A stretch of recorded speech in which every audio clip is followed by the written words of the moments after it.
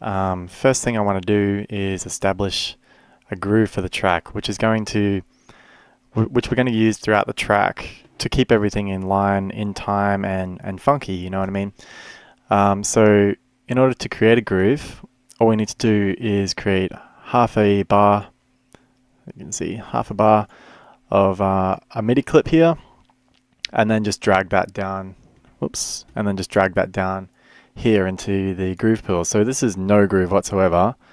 So I'm just going to delete that, obviously.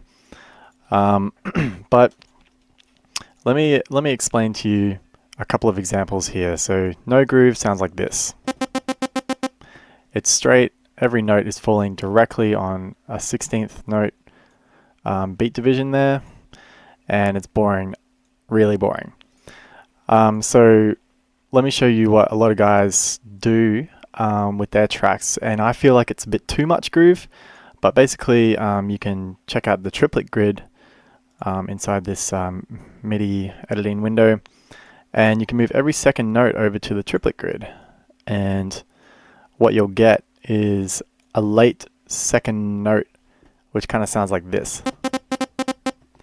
And I feel like that's a bit too much groove, especially at 110. So what I like to do here, let's just actually drag this into the groove pool, and we can compare later on.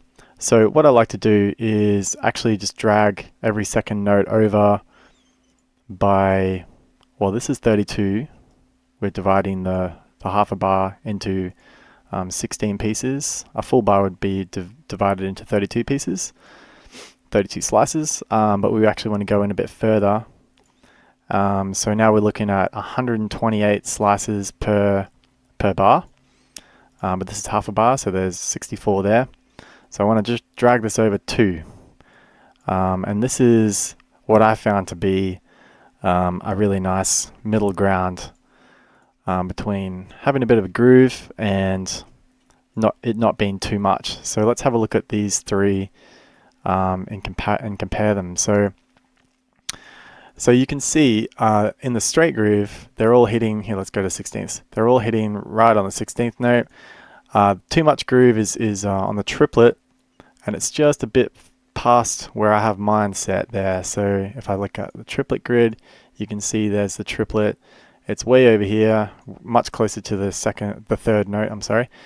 And so the groove that I like to use is just a bit before that, and you can see it falls on that, well, we're still on triplet. Yeah, on the 64 beat divisions. Anyways, so let's throw this down into the groove pool. So we've got our too much groove and then our Slynk's funky groove, smiley face. Okay, so we're done with the creating a groove part. Let's get into programming a drum rack. So I'm just going to start by creating a new MIDI track here on this drum rack, and there's nothing in the drum rack right now. I'm just going to throw in a hi-hat just from the core library. You can go in samples, and this all comes with Ableton, so you can go here. And I think I spent a little time going through these, and I just chose this one to be like a fairly decent hat to start with. Hat. I'm going to rename that, and we'll set that to one-shot mode so it plays all the way through every time we trigger this. And we'll set our grid to 16ths, and we'll just play a hat every note, every 16th. So now you hear this. Alright, it sounds very straight right now, doesn't it? That's where this little groove section comes into play down here. So we've got our two grooves in the groove pool, and you can see them here. So sad face is too much groove, smiley face is just right. So let's check out the too much groove. See what I mean? Like, it's a little bit too much.